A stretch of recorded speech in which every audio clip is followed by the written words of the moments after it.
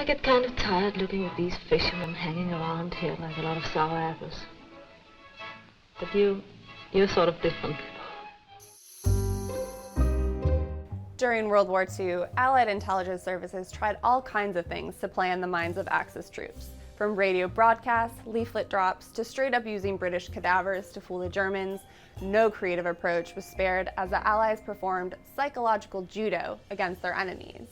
One of those propaganda efforts was a little-known outfit called the League of Lonely War Women, or, in German, Verein Einsamer Kriegenfrauen.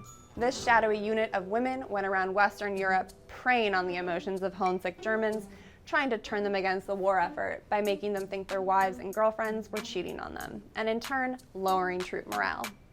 Created by American Barbara Lowers, a corporal in the Office of Strategic Services, the forerunner to the CIA, the League of Lonely War Women utilized so-called black propaganda intended to create the impression that it was generated by those it was supposed to discredit.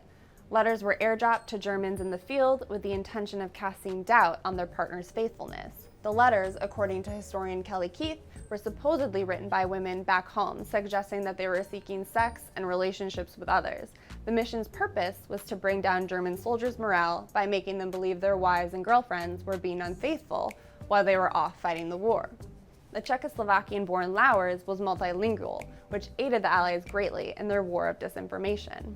One letter drafted by Lowers read, "The dreams you had at the front and the longings of your lonely nights will be fulfilled. We want you, not your money. Therefore, you should always let us show you our membership card in advance." There are members everywhere because we women understand our duties to the homeland and to its defenders. With all those foreigners around us, the leaflet continued, we would like once more to press a real German youth to our bosom. No inhibitions now. Your wife, sister, or lover is one of us as well. Talk about insidious. Additionally, leaflets were strewn around occupied cities and towns with instructions for those with lonely hearts to show up to coffee shops, bars, and restaurants with a red heart-shaped cutout adorning their uniforms.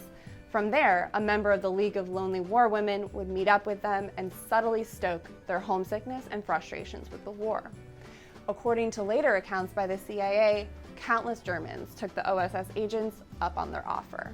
And while it's hard to quantify psychological warfare, the League of Lonely War Women are certainly an interesting postscript of the Second World War. So these women were recruited in local towns who spoke the language, who wouldn't really stick out.